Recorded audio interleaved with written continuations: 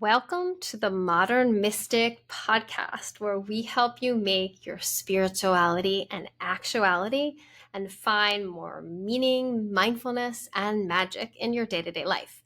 I am your host, Kilkenny, who is an elite coach, yoga and meditation professor, priestess, psychic medium, astrologer, and have been training and spiritually mentoring thousands of people over the past 20 years. I can't believe that number. Shakespeare said, "Sleep perchance to dream." And the greatest meditation teacher that I've ever known says, meditate to liberate. And today we are going to explore what meditation actually is and is not, the copious benefits of meditation for your health and life, the neuroscience behind meditation, various different styles and strategies of meditation, and then you might have guessed it, an actual experience of the practice itself. So let's begin, shall we? By taking one really deep breath together. So take a deep inhalation and smooth exhalation. And then two more. Inhale, exhale, last one. Delicious breath in, breath that's always available to you and free. And exhale. Now, didn't that feel really good? If it's nearing the end of your day and you have taken a plethora of breaths already, it still feels amazing. If it's the beginning of your day, fewer breaths have been taken, feels incredible. The middle of your day still feels like such an invigorating experience. And do you know why it feels this profound?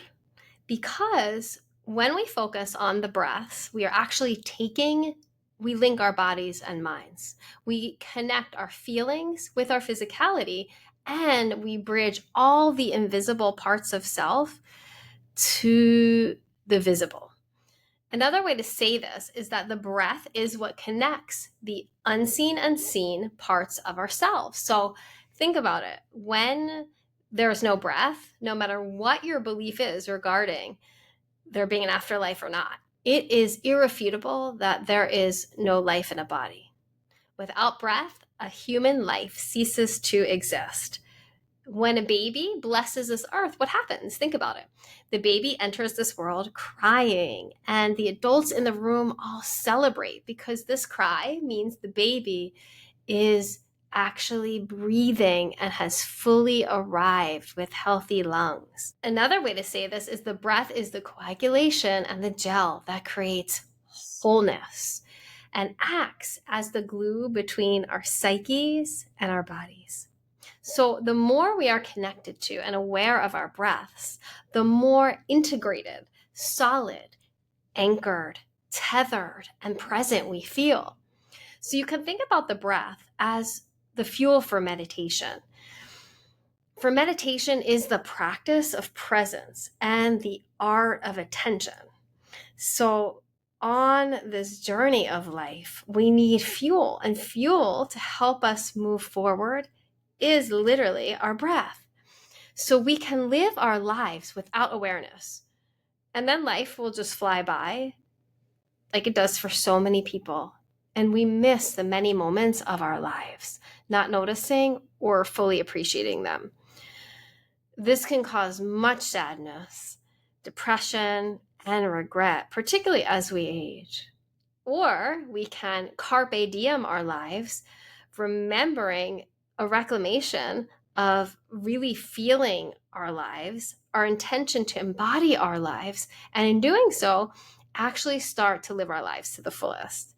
And this is what meditation helps us do, to rock our lives, because it is the training ground for reclaiming them. Most of humanity walks around distracted, and particularly in this technological age, right? This is in spades. And probably as humans, as a collective, we've never been more distracted. Or we can go to the other extreme, which is living and operating in fight or flight all of the time, a state of hypervigilance. Sometimes those two go hand in hand.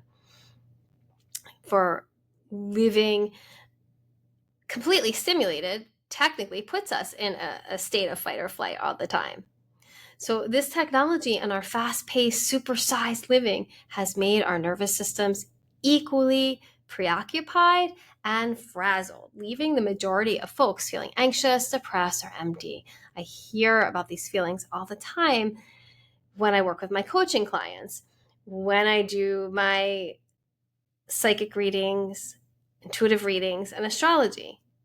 All the time, those themes come up again and again. The maladies of being alive, particularly in this time and space, this day and age. So meditation is the practice of actually noticing the moments of our lives as they pass, and the exercise of paying attention to them. It is the method of rehearsing the art of attention. So when you return to this journey and marathon of life, because life is a marathon, right? It's not a sprint. If we're lucky, you have put in the good work. You've put in the training for and to your mind. So while you are living out your days, you begin to not miss out on the many moments within them.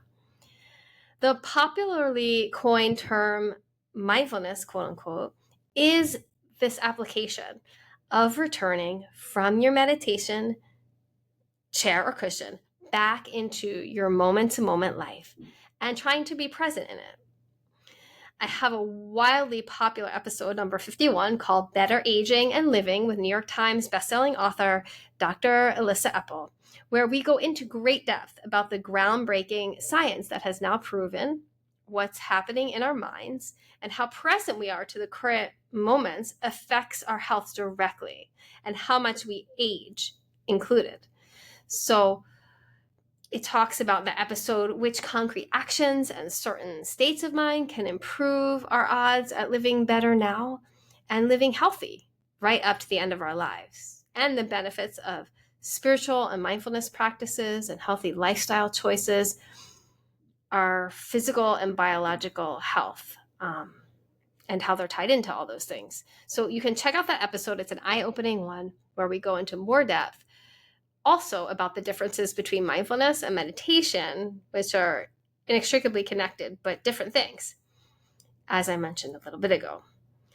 There are copious benefits of meditation for your body, brain, and nervous system. But before we go into those, I do want to cover some misconceptions about meditation and meditation practice and what it is not. I've been teaching meditation for over 20 years, still teach it to this day, share practices with all my private coaching clients, my students at university, and these things come up inevitably.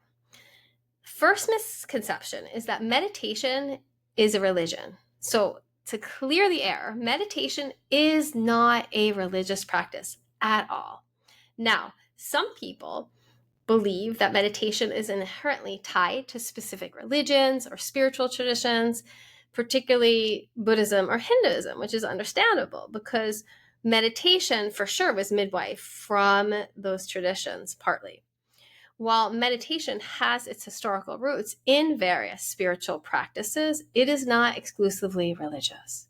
And though it can be, though meditation can be religious and integrated into the fabric of your own unique, specific religion or your own tender spirituality, it is not inherently so. It is not inherently religious and can be equally implemented as a secular practice for mental well-being and self-awareness. So often it gets that rap because it has the accoutrements of some places in the world because where it was midwife from. However, it is not, again, a religious practice. It is not a religious practice. The many Eastern meditative traditions have midwife meditation. It defines in these traditions with a Sanskrit word, a Sanskrit language tied into India, and that word in Sanskrit is ekagrata, and it literally means one pointed concentration on a singular thought or object. So it's concentration on one thing or concentration on one thought, because you could really only think one thought at a time. Just like technically you could really only do one thing at a time. Even if you think you're a phenomenal multitasker, I certainly think that about myself. However, when you multitask, when you're thinking, if you really observe yourself doing things in action, or you really observe thinking, you will realize quickly that you're just going back and forth, one thought, or one task to another, ping-ponging, yet you're actually not doing more than one thing at one time, nor thinking more than one thing at one time. And meditation creates this practice of awareness of such. So if you're realizing you're actually only having one thought at one time, you're meditating because you're focusing on that reality of one thought at one time.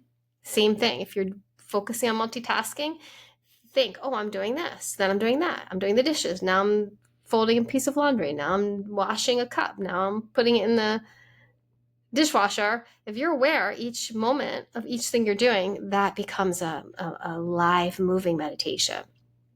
So meditation really cross trains your mind to become stronger and also more agile too. Another misconception I hear all the time: meditation is about stopping your thoughts. So people come to me and say, no, I just can't meditate. So many people say that. And because I can just never stop my thoughts. And that is not true. It's a common misconception.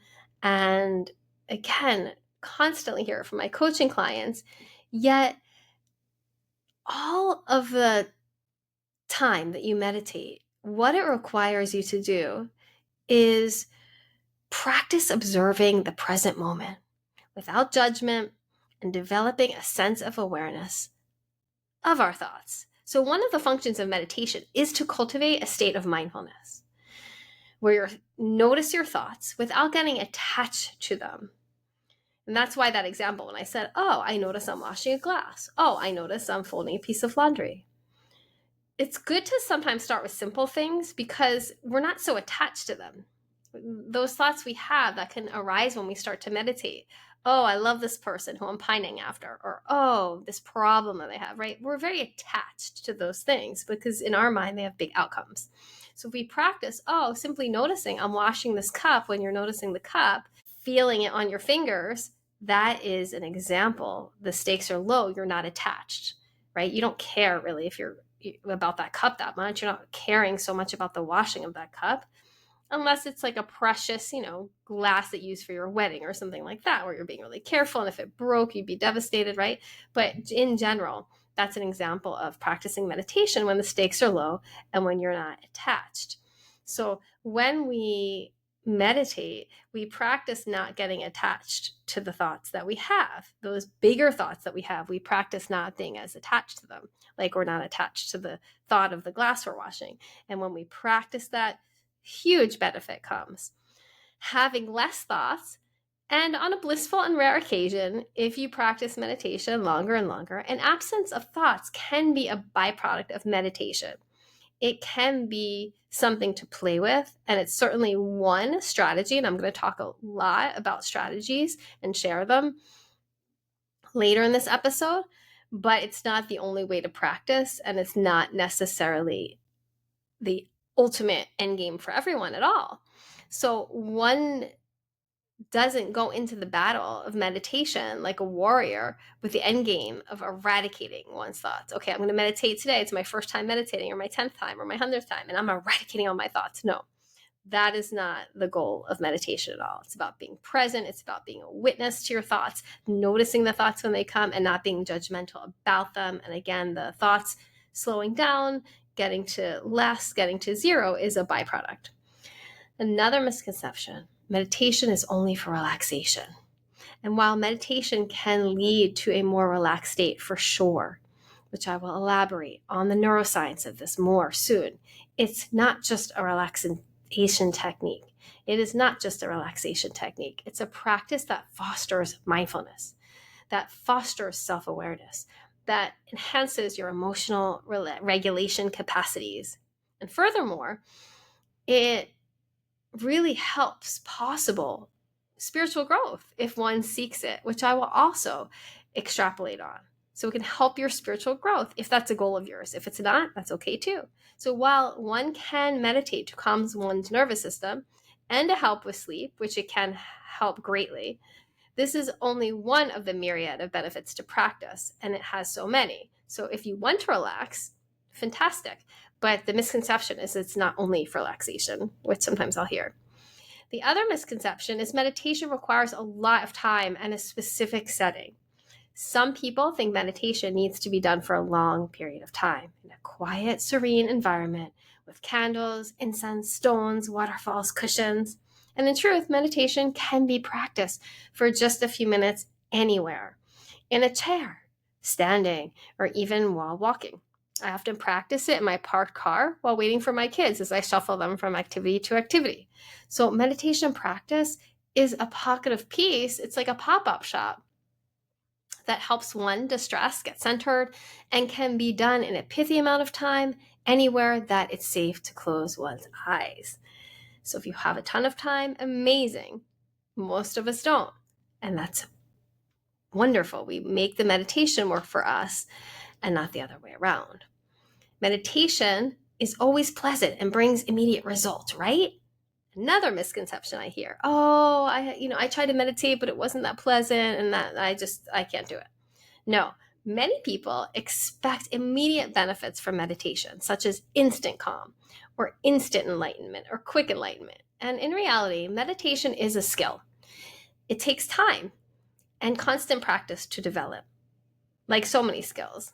And while for sure, as you experienced when you took 3 and very present deep breaths with me early in this episode, meditation almost always takes the edge off of life stressors. I mean, I joke with my university college students I teach, it's like the sandpaper of life. So in one way, you take 3 deep breaths or you meditate for 3 minutes, for sure, you will feel some kind of relief at some point, whether it's during the meditation, but you might not feel it during, but you will definitely feel it after. I always say, when you take a shower, and hopefully not everybody knows if you have or not, but you feel the difference. Like if you showered or like, I need a shower, like that, just that subtle feeling of being unshowered. Same thing. When you've meditated, you can feel the difference in a day. You can feel like all day, like this feeling of just being slightly more vibrant, less grimy, fresher, somehow energetically, psychologically. So there's a quality that you'll start to notice if you meditate consistently compared to the days where you don't. And as I said, it really takes the edges off for sure. The more regular we can be with it, however, even if it's for shorter periods of time, 3 to 5 minutes a day, the compounded positive effects one feels from a consistent practice biome really grow exponentially. So if you create a situation where you're meditating in a specific place, little corner of your room, in the car when you pick up kids, and you do that a little consistently, so that's how we can make a habit, right? If we do it in a similar place, and you might not be able to do it in the same place every day, but it's just one suggestion. As you do this, it might not feel pleasant all the time. You might start to feel your anxiety. You might start to feel your sadness. But with the techniques I'll share, if you can stay with those feelings a little bit, even for sure afterwards, you'll notice feeling, fill in the blank, something more beneficial, better, quote unquote. So, other people will just feel amazing as they meditate, but it's not the case that everyone feels amazing all the time when they meditate. So we're going to go over now the fascinating neurological benefits of meditation, because I want to share those with you. But before we do, I just want to mention one thing. What is your relationship with your intuition like? Meditation is for sure one way to deepen this connection, and there are also other tools you can use to make your intuition strong. Check out my free Building Intuition kit, which is like this elegant and practical guide to help you deepen the connection to your inner GPS. Go to modernmystic.love/intuition and get this beautiful toolkit that I made for all of y'all. People love it. I've had reports again and again that people go back to it, and it's really helped them connect to the power of their intuition. So now back to the neurological benefits of meditation, which are immense.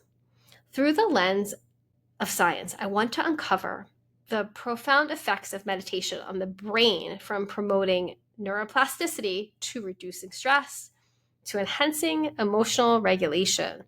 I marvel at the transformative power of meditation. And, having taught it for over 2 decades now, I have seen within myself, within my loved ones, within people I've shared this with, meditation's capacity to literally rewire your mind and to cultivate a state of greater inner peace and equilibrium. So one of the core things I help my Vibrant Venus Elite coaching clients do when we begin to work together is to curate a daily meditation practice that supports their unique personality and lifestyle, which can vary so much from person to person. So I will touch more on this when I expound upon the styles of meditation and the importance of getting the right fit, which can vary so much from individual to individual, depending upon your personality. I'll get into it a little bit later, but I'll give one coaching client one type of meditation and then another one, a totally different one, because I can sense and see their personality. I look at their astrology charts too, and I factor in so many factors because you want your meditation to be a unique, curated RX for you. So you might have tried meditation, hated one style, and think, oh, I don't like meditation, but there are all these other styles. And I'll get into that more. But I want to get back to neuroplasticity a little bit greater in depth because it's such a buzzword these days. It's such a cool thought, rightfully so. While the idea of neuroplasticity has been around for over a century, it wasn't really until the mid to late 20th century that scientific evidence solidified and confirmed the brain's ability to change and adapt. So this is really relatively new information and mind-blowing, pun intended. So prior to this humanity's thoughts, once you were fully grown and developed, your brain stopped changing and actually only had the potential to devolve with age. So since time immemorial, the collective consensus from what we can tell is that, people's bodies started to age and dilapidate over time, and everyone assumed one's brain did as well.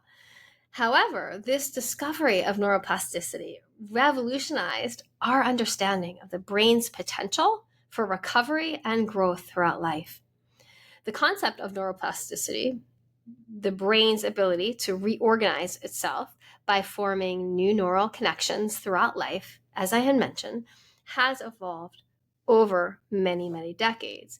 And early ideas about the brain's plasticity date back to the late 19th and early 20th centuries, but significant scientific evidence began to emerge in the mid-20th century. Initial ideas about the brain's adaptability can be traced back to the work of scientists like William James, who suggested as far back as 1890, isn't that mind-blowing, that the brain is not as unchanging as one once thought. Then there was research in the 1940s and 50s by scientists like Donald Hebb, who laid the groundwork for understanding neuroplasticity. And Hebb's work, particularly his theory of Hebbian learning, which is often summarized, and we hear this today often in TED Talks, and I'll hear it in spiritual pontifications, cells that fire together, wire together. Have you heard that one?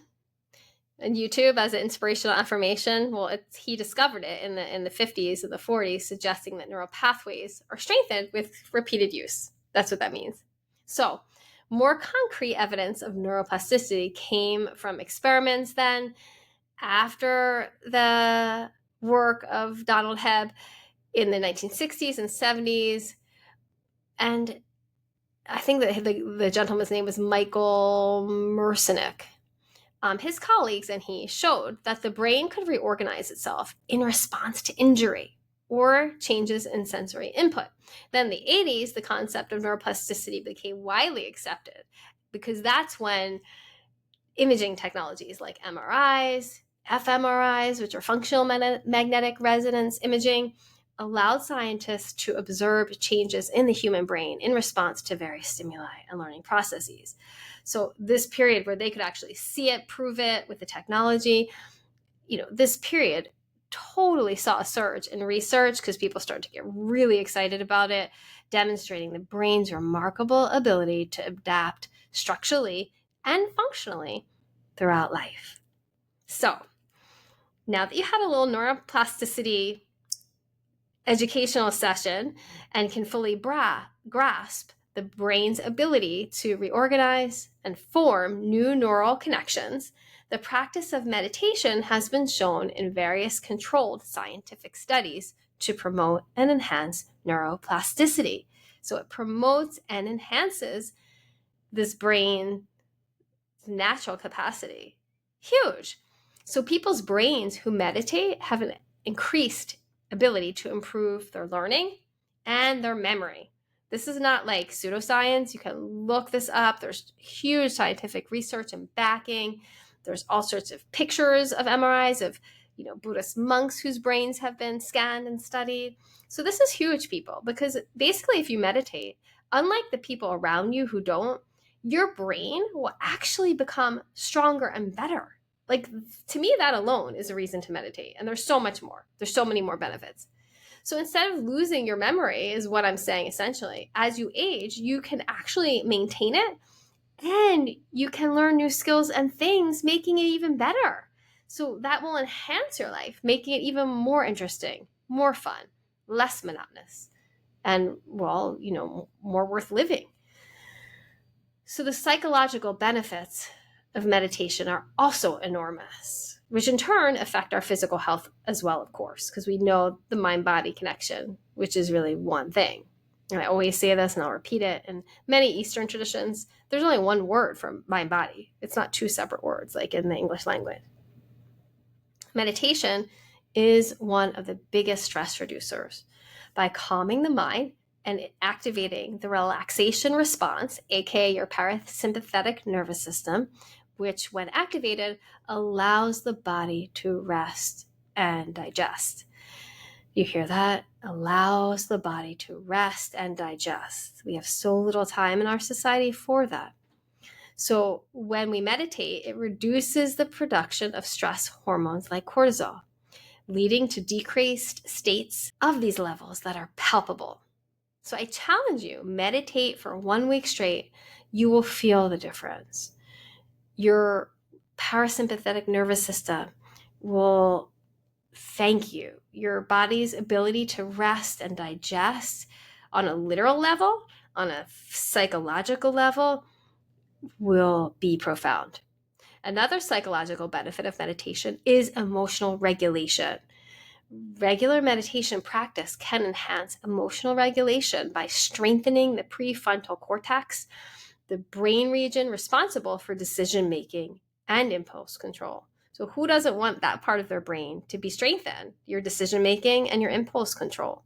Who doesn't want more emotional regulation in this world when we're bombarded with information like never before, when we are shown, on our feeds and all these places, disturbing scenes, upsetting scenes?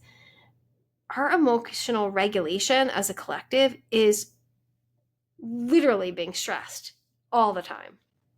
So meditation serves as a gateway to greater self-awareness because you're carving out time away from that, simply to be with yourself, your own psyche, your own emotions, your own energy. And for people like myself who are highly sensitive or huge empaths and or serve and take care of a lot of people, meditation is a great way to feel into yourself for a rare moment of the day and actually get in touch with who you are, exclusive to everyone else's feelings and needs. So often I find with my Vibrant Venus Elite coaching clients, so much of what they are carrying, we unpack together, is not even theirs. They feel like it's theirs. And then when you get into it, when we carve out time to do this kind of work, we realize that, we can practice parsing and parceling out what feeling and energies are not even ours. We can feel into our own authentic selves more fully, and then reclaiming living in the way that we wish to live. The heavy state of our world is real. And so often we can simply absorb the intensity, angst, sadness, grief of the collective, which is so important to acknowledge and so important to process and even help. But we can't do any of those things if we don't take pauses to unload these harder energies and feelings that we have become so immersed in that we have a hard time even knowing who we are, how we want to live our lives, and how we want to thoughtfully respond to the crises and sadness of this world. How we can uniquely show up and be the panacea and balm for this world can only happen if we carve out time to understand what baggage is ours, what feelings and traumas are ours, how we want to respond in moments around those for ourselves and for others. So meditation is like taking out the trash. And I always say, when I teach it, it is a mental and emotional detox. And just like you don't know all the intricacies of the trash truck, right? When it comes, that we are so blessed to have, most of us arrive weekly to our neighborhoods. Parenthetically, tons of people around the world don't have this, mind you. You might be listening and not have this. Yet, if a trash truck comes to your neighborhood, you're grateful, right? And you don't need to know the details of how it compounds waste, nor do you need to comprehend the details of the incinerator that burns what no longer serves us, significantly reducing it up to 95% in volume. It's mind-blowing, right? What happens to trash? Meditation enhances our emotional well-being. So we don't even have to understand, like with a trash truck, how it does it. Studies show time and time again, it does it. Various studies show that meditation significantly reduces our symptoms of anxiety and depression, while furthermore increases our self-awareness. It's proven. Its practice promotes a refined Jedi-like concentration on the inside and out, and clarifies our introspection, our self-reflection, yielding gains of insights into one's thoughts, emotions, and behaviors. All of the aforementioned benefits lead to greater self-awareness and personal growth. And if there are things that you already do in your life, like karate, like painting, like spreadsheets, meditation will just enhance this ability because of its capacity to really help us concentrate more, because that's one of its strongest points of what it offers us. So everything you do in your life, basically, you'll do it better. That comes easily to you.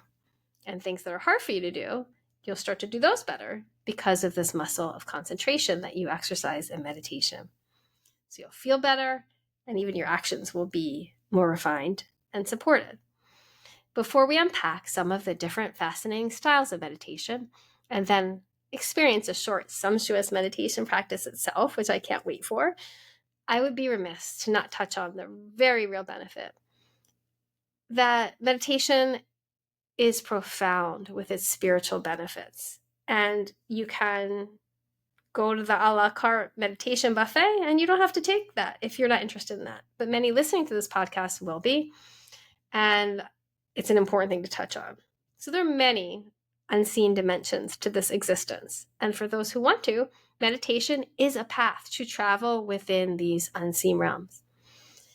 If it is our intention to do so, we can practice certain techniques and styles of meditation to open us up to our higher, deeper, I like to say wider selves, to the universal flow of universal energy, to God, Goddess, or whatever we call that underlining universal intelligence and unifying life force energy, aligning ourselves with the rhythm of creation and awakening to the boundless wisdom that lies within us, which reminds us of both the remembrance of our interconnectedness with the universe and our unique journey and goal to align with it by becoming one with it.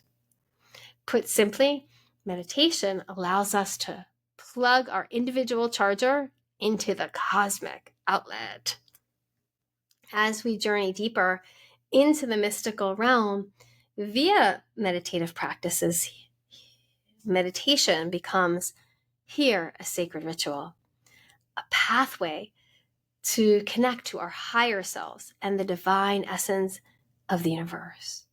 We surrender in meditation our limited sense of quote unquote self, the capital S, and identification with our, as Freud calls it, the id, right? Our egos and we step into the flow of grace. In our modern world, the call of the mystic beckons us to remember our interconnectedness with the universe. And this practice allows us to feel this bond, the idea that we are connected to something greater than ourselves, something wider, something deeper. So when we delve into this ancient practice of meditation, it can remind us of our place in the cosmic ecology and help us to rediscover our innate spirituality amidst the hustle and bustle of daily life. When we quiet the mind and expand one's consciousness, we transcend. And meditation is literally like opening the door to the higher states of consciousness and spiritual awakening. When we meditate, we go beyond our ego. And our ego, in my mind, is and can be our friend. It can be a tool that's super supportive. We need our ego. We need personalities in order to serve, in order to be the fullest unique expression that we are. But we are like the ray on a sun.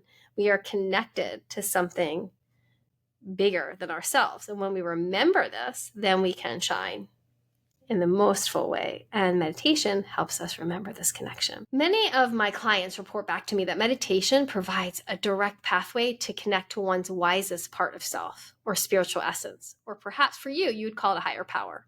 But whatever one calls it, the answers to the most profound questions arise from meditation. Sometimes they arise during meditation. Sometimes they arise after meditation. Like meditation is that metaphorical, like trying to get the can open. So you're trying to open the lid. And so you work at it during meditation. And then later in the day, all of a sudden, aha, whatever you were working on during your meditation in the way of a question that you posited, a theme that you wanted more guidance on, all of a sudden pops open. So meditation is what made that happen. So by quieting the mind and transcending the ego, meditation opens the door to higher states of your own consciousness, your own answers, your own spiritual awakening that naturally unfolds. Your soul is on a journey, and meditation accelerates this sojourn. So don't take my word for it, do it, and you will experience what I am talking about. Sometimes in the meditation, you might have a visual experience if you're a visual person and see lights and images in the way of colors. Sometimes we might hear something if you're an auditory person in the way of some sweet music or sounds. So those could be byproducts.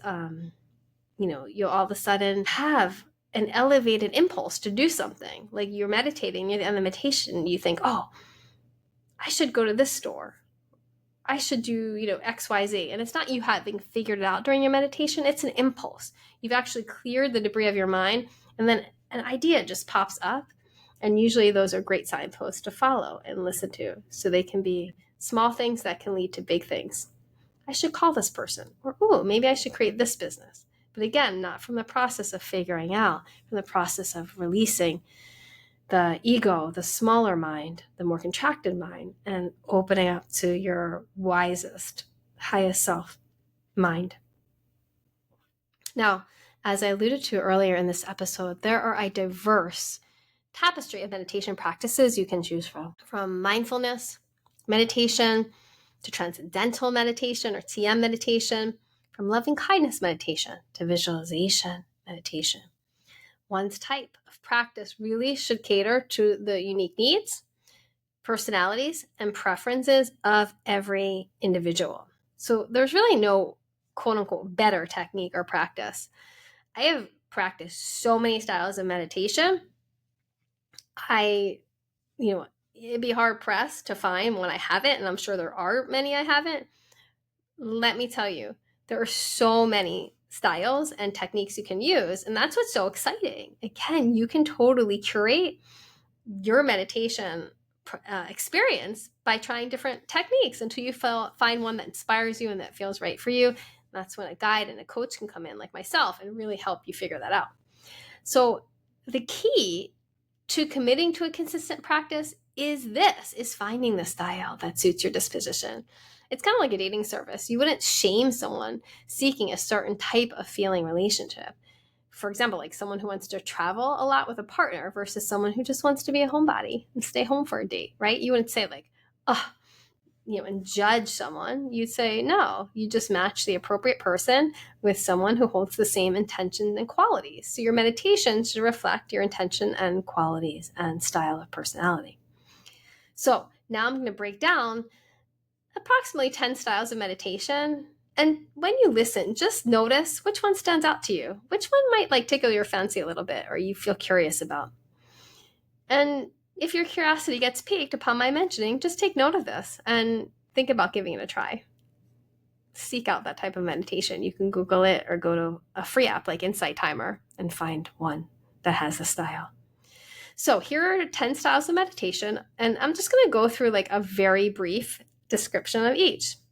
Mindfulness meditation. So that word mindfulness. So mindfulness is a separate practice from meditation. Mindfulness, as I mentioned, is when we are in our lives, practicing the skills of concentration, awareness, non-judgmentalness, non-reactivity even, that we do when we meditate. We build those skill sets, and then mindfulness is when we go out in our life and try to apply those skill sets in our moment-to-moment life. So mindfulness meditation, which is a more modern term, involves focusing on the present moment and observing thoughts, feelings, and sensations without judgment. So you're closing your eyes, you're sitting still, you're observing your thoughts, your feelings, sensations, and the key is noticing when you're judging, whatever they are, and then let that judgment go and begin to have this practice of not judging them at all. So it's a very secular type of meditation for those not interested in more spiritual overtones. And it's also a great style to learn when dealing with chronic illness or physical discomfort, because then we train ourselves to not get so attached and even freaked out when we feel certain things in our bodies. We really receive and accept different sensations we have in our bodies, and it can really help us mitigate anxiety, mitigate depression, and even heal our bodies, because we're not fighting what the body is giving us in the way of sensations. And that can allow space for deep healing. The second one is called loving kindness that I wanted to talk about. And metta is the word in Sanskrit describing this practice. And that focuses on developing feelings of compassion, love, and kindness towards oneself and others. So practitioners often repeat phrases wishing well-being and happiness to themselves and others, different positive things to themselves or others. And this meditation is great, particularly when dealing with death, betrayal, anxiety, depression, people who've wronged us. So there's a psychological aspect that I've experienced, and it's a way to deal with one's psyche through using meditation and through being with oneself, doing it kind of DIY style. So I love loving kindness meditation. Feels really good. Vipassana meditation, that's a pretty popular type of meditation these days. Quote unquote insight meditation, sometimes referred to. And Vipassana focuses on self-observation and gaining insight into the true nature of reality through deep concentration and mindful awareness. So the techniques that it uses really can be great when grappling with things like the realities of life, such as aging. It really helps us think about philosophical ideas and allow those philosophical ideas, as we focus on them, to gain insight and, again, hence the skill of self-observation, put simplistically.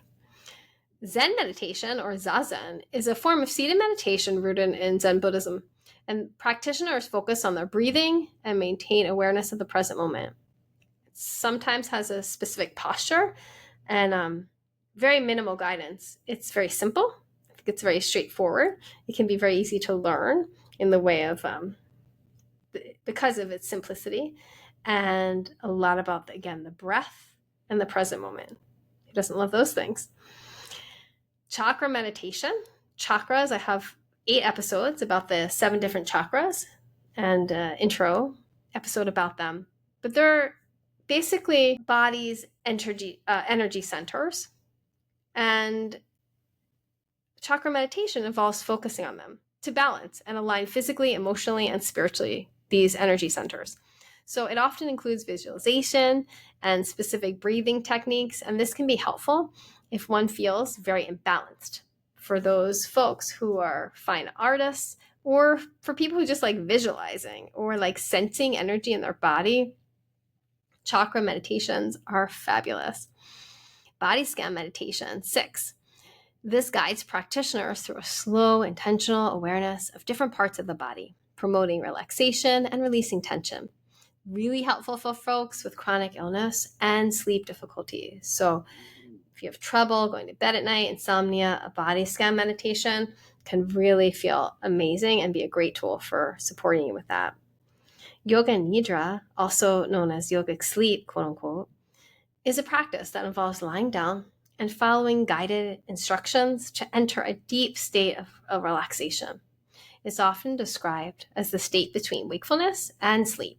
So it's great if you feel like you have an energy deprivation. It's so good to do on a lunch break. I love doing it on a lunch break. It really replenishes me, and I feel like it really gives you like an energy espresso naturally. It can also help those too struggling with insomnia. Mantra meditation. Now, this involves the repetition of silent mantra, which is a word, sound, or phrase, often in another language, but not always. And it calms the mind. It focuses the mind to achieve a deep state of concentration. A really popular style of mantra meditation is transcendental meditation, or TM, colloquially called. And it's a form that involves silently repeating a specific mantra for 10 to 20 minutes a day. It's given to the practitioner a specific mantra. And, mantra meditation is just great for those with quote unquote monkey minds.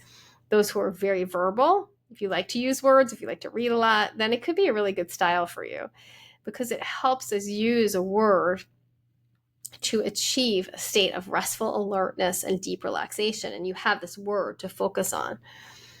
It's really great to work with a teacher to get a mantra that aligns with your goals. And the mantra can be coordinated with your breath, which is also highly effective. So you can learn to work with your mantra and the breath. But mantra is sound, and those ancient mantras have been repeated for thousands of years, helping people meditate. So it's said those specific mantras have an accumulative, positive, vibrational effect and contain like the efforts of so many people for so long to calm oneself, to elevate one's state, that there's a wake about them using the mantra. So I love mantra repetition. Guided meditations involves listening to a guide or instructor who leads the practitioner through various visualizations, relaxation techniques, or scenarios to achieve relaxation, healing, or specific goals. These can be used to help calm or uplift, and also to take one to the deeper realms of psyche and to traverse the deeper spiritual realms. Healing trauma and profound ancestral healing as well can be integrated into this style of meditation. So friends who really like being spoken to and that feels soothing and being, like having a tour guide for your meditation, that can be a really great fit. Kundalini meditation focuses on awakening the dormant Kundalini energy at the base of the spine. And that's considered the spiritual energy, quote unquote, that lives at the base of the spine. The ancient yogic scriptures say it's coiled energetically 3.5 times.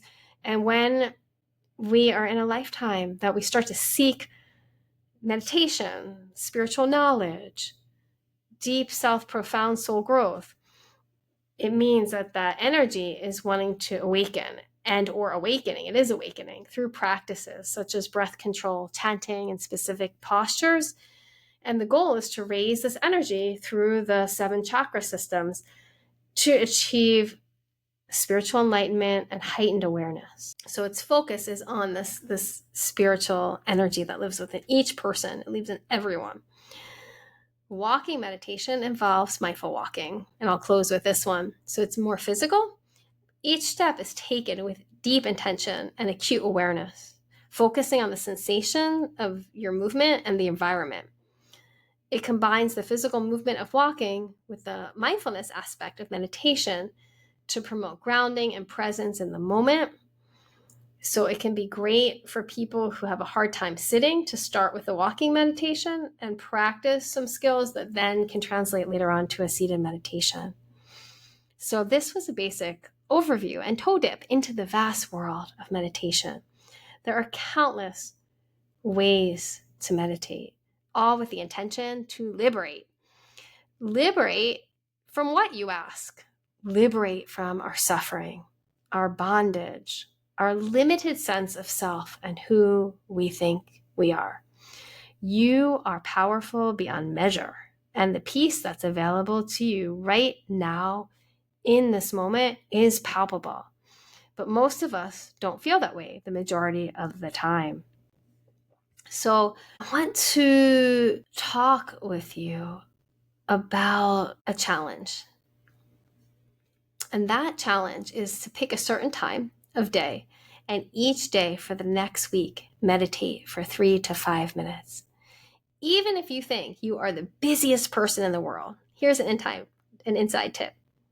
A lot of people think that, but you and everyone has 3 minutes you can set aside each day to change your biochemistry, to shift your psychology, and literally transform the way that you experience your own life. It's free, it's simple, and though it may not feel easy at first, it's totally worth it. So I'd love for you to experience a very brief meditation, and then I'm going to describe why meditation is good for your brain health. So that's your bait to get through the meditation, which will be brief.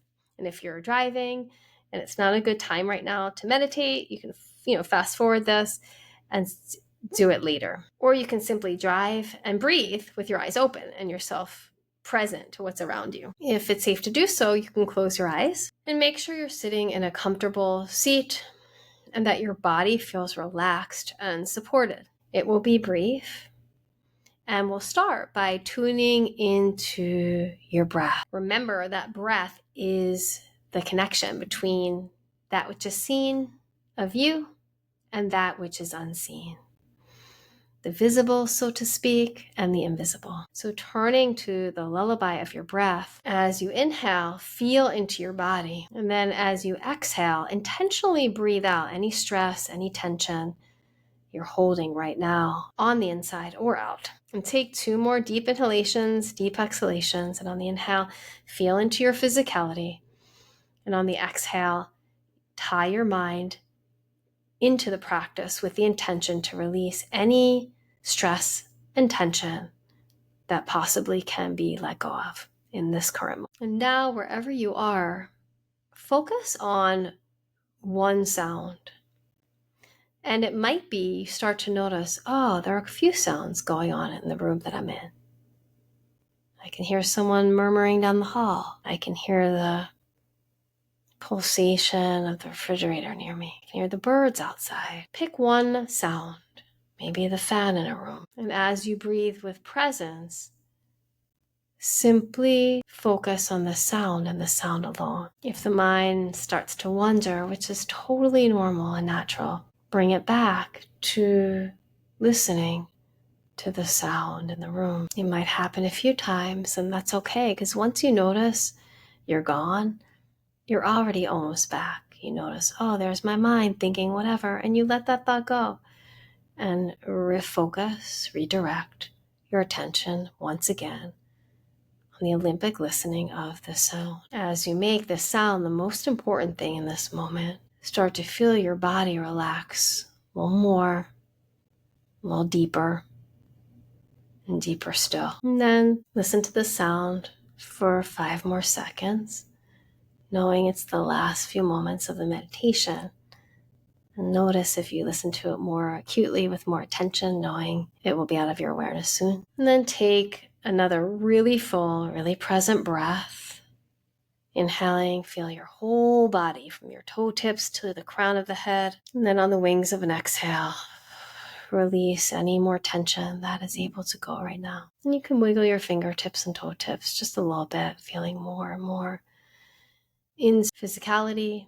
And then you can open the eyes a few times, nice and slowly. staring at a point in front of you, putting them a little wider and a little wider until you're acclimated to the room you're in. And now notice the quality of your consciousness. Isn't it shifted? That was just a few minutes. You can do that every day. I know you can.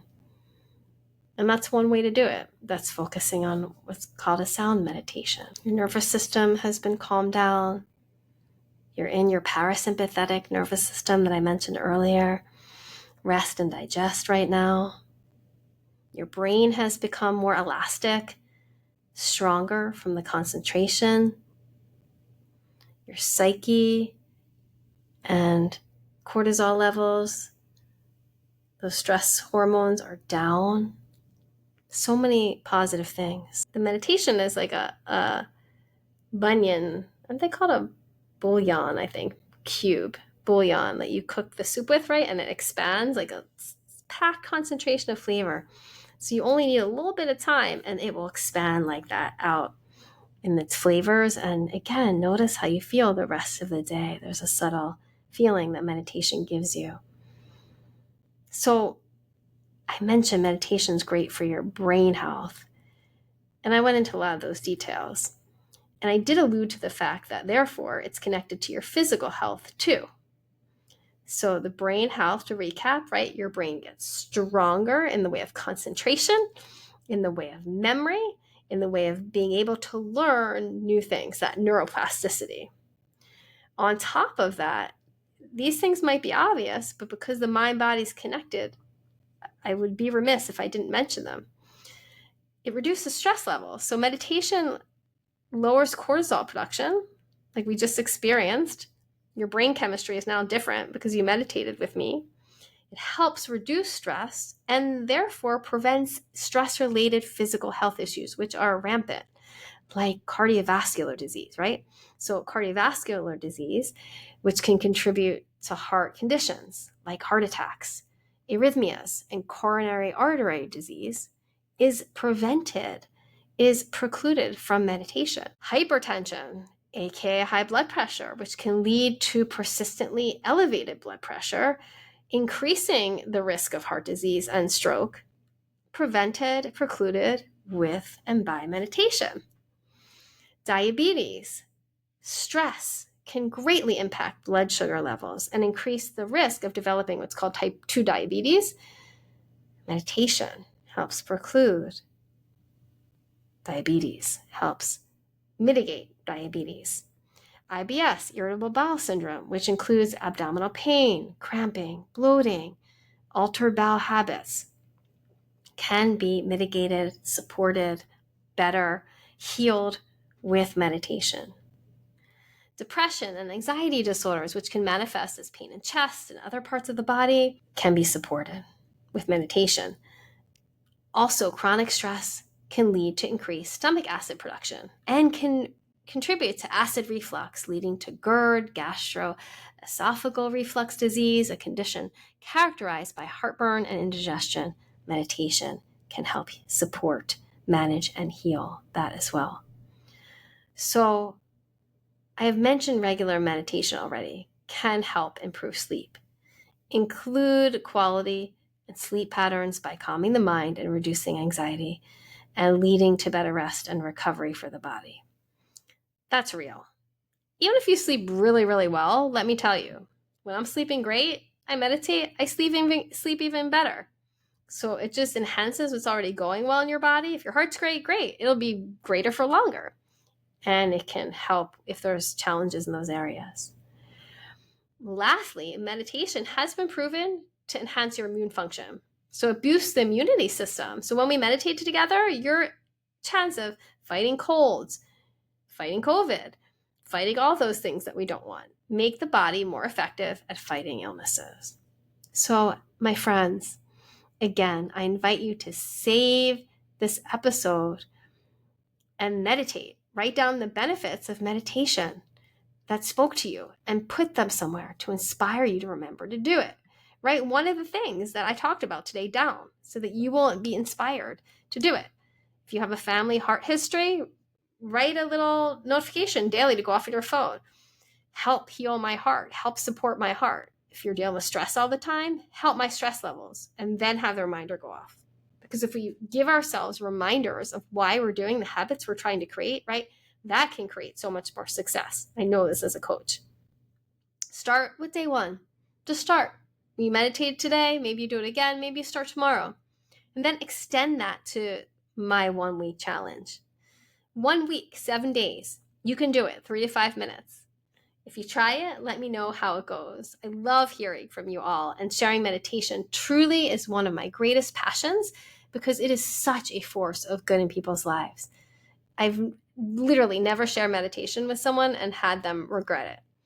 And again, it's free. So share this episode, save this episode, copy and paste this link of this episode, because if you do one thing with your life to change your life called meditation, it will transform your life. You might have noticed and caught that on every episode of this podcast, pretty much, they all end with meditations. So that's one of the common denominational threads between them all. For the magic of meditation truly is that it opens the door to inner healing and personal growth, guiding us on a journey of self-discovery and self-empowerment. Meditation is medicine. Meditate, perchance to liberate. Liberate from the suffering. Liberate from the dis-ease, from the weariness of this world. Meditate, perchance to liberate. And until next time, may you find serenity in the stillness of your own being. Here's to living a more meaningful, mindful, and magical life. Thank you so much for being here with me in this present moment. Go chase the other present moments with the tool of meditation. Namaste.